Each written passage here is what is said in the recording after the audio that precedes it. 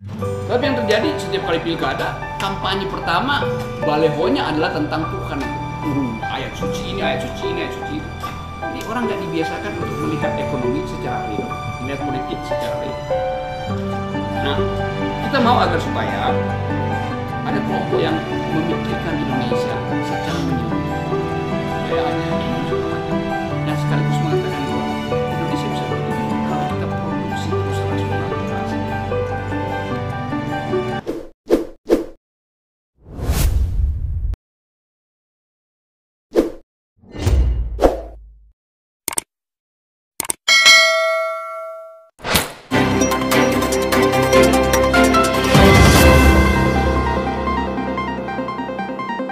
Audio Jungle.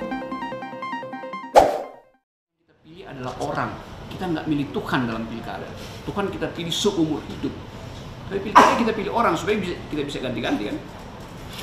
Tapi yang terjadi setiap kali pilkada, kampanye pertama balehonya adalah tentang Tuhan itu. Ayat suci ini, ayat suci ini, ayat suci itu. Jadi orang nggak dibiasakan untuk melihat ekonomi secara real, melihat politik secara real. Nah, kita mau agar supaya ada kelompok yang memikirkan Indonesia secara menyeluruh, budayaannya, ekonomi segala macam, dan sekaligus mengatakan bahwa Indonesia bisa bertumbuh kalau kita produksi terus rasionalitas. Jadi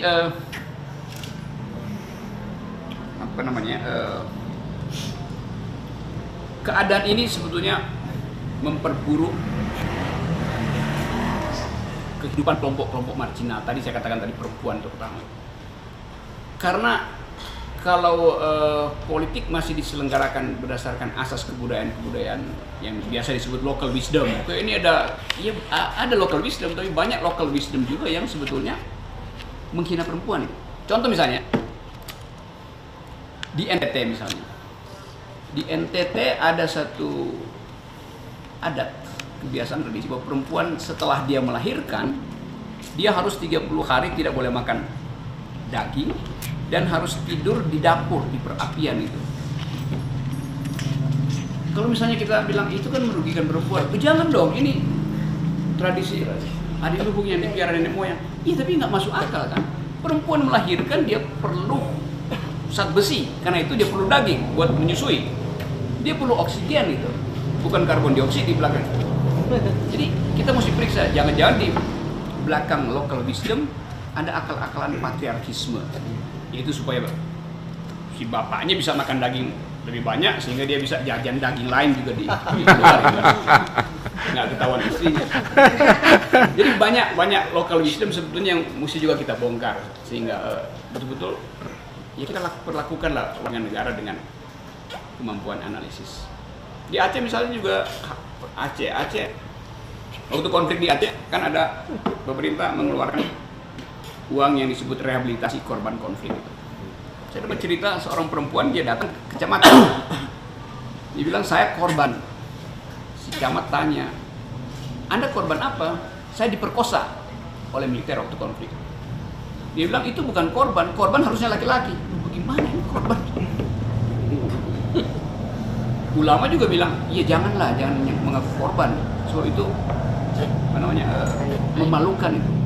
Jadi cara kita melihat kebijakan dari awal udah diskriminatif. Kalau dia perempuan, dia nggak boleh dapat bantuan, hanya boleh yang laki-laki.